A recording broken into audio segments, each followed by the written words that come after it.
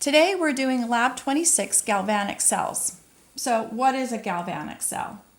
These are batteries or fuel cells.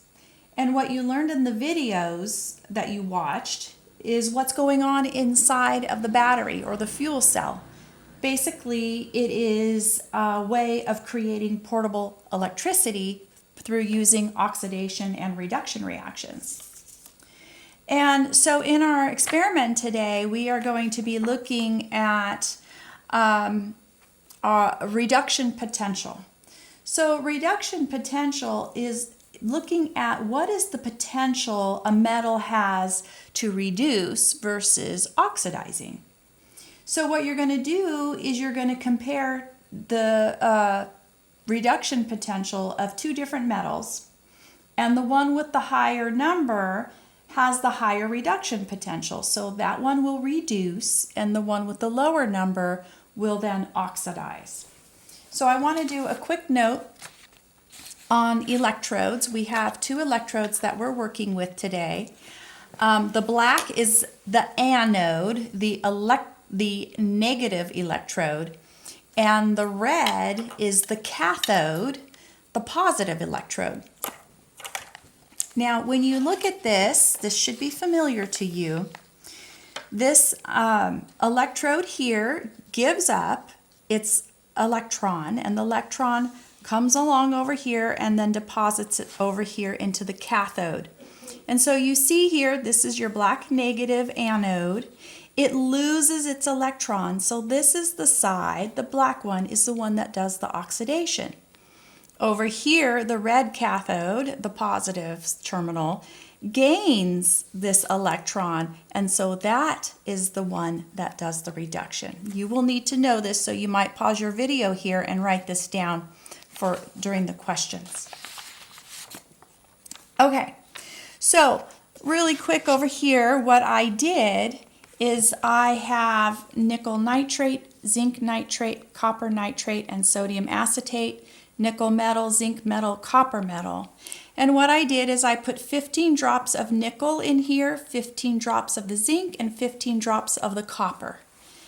And then I soaked these chromatography papers in sodium acetate to form our salt bridge. And then I have the nickel metal in the nickel, the zinc in the zinc, and the copper in the copper. And what I did is I connected the zinc metal to the nickel metal, and I put them in here, and on this voltmeter, I read the voltage that zinc and nickel had. Of course, it's not working now, but the first time I did it, I got this number. I got copper with the zinc had a 0.945 volts. I then switched, zinc stayed on the black, and then I picked up that was when I did the zinc and the copper, I got this number. Then I switched and I did zinc with the nickel. And this is the number that I got for that reading. And I don't know why it's not working now, but it's not. And so that's what you're going to put here. Your copper cell potential, you're going to put this number here. And then your nickel cell potential is going to go here. And basically that was the experiment.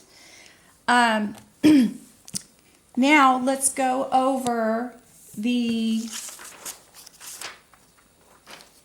results section here. So the reduction potential for zinc is this number here. Note that it's a negative. You need to remember this because you're going to need this number in another one of these questions. Use this and the cell potentials to calculate the oxidation or reduction potentials of copper and nickel. Okay, copper and nickel, and you're going to record your data over here. So basically what you're doing is seeing the energy that this one and this one created, and you're going to add them together to get this number. Then you're going to add zinc with nickel, and you get that number. Okay, so the number you have here, add it with the zinc, The number you have here, add it with the nickel, and that's how you're going to get these. Remember, though, that this is a negative number, basic algebra, adding and subtracting with negatives, okay? Now, for number 2, this is going to be based on your results from number 1. Remember that the larger the number, it is going to be the one that reduces. The smaller the number is the one that oxidizes.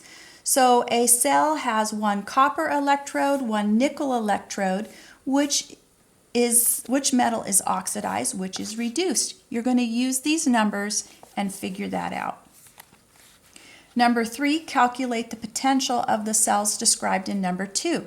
So basically you're considering a cell between these two. So for number 3, you're going to be using this equation here. The voltage of the oxidation cell plus the voltage of the reduced cell equals the full cell potential for both cells together. It's total voltage. And so all you're going to do is plug in the numbers. You're going to figure out which one, the copper or the nickel, oxidized, which one's reduced, plug it in, add them together to get your cell potential. Now what you have to remember, and if you need to, read page 150 to refresh this, but the number that is, or the cell that was oxidized, the number needs to be reversed. So if your whatever one, let's say nickel was the one that oxidized, if it was a positive, you need to switch it to negative. If it was negative, you need to switch it to positive. Put that switch number in here, then do your equation. And yes, there's one on the next page. A cell has an aluminum electrode and a zinc electrode in the proper solutions. The cell potential is this number. Now that's this part here, the full number. And zinc is the positive electrode. Which is the oxidation electrode and which is the reduction electrode? What is the reduction potential of aluminum? Again, you're going to use this equation. You have been already given the zinc electrode number, and that was in question number 1. You're given the cell potential right here. What you're having to do is figure out, was zinc oxidized or was it reduced? And then you'll know which one to plug it in, and then aluminum will go in the other. Your hint is right here on how to figure that out. And then aluminum is your variable, and you'll have to solve for it depending on which one it is. So let me know if you have any questions, and that's the end of the lab.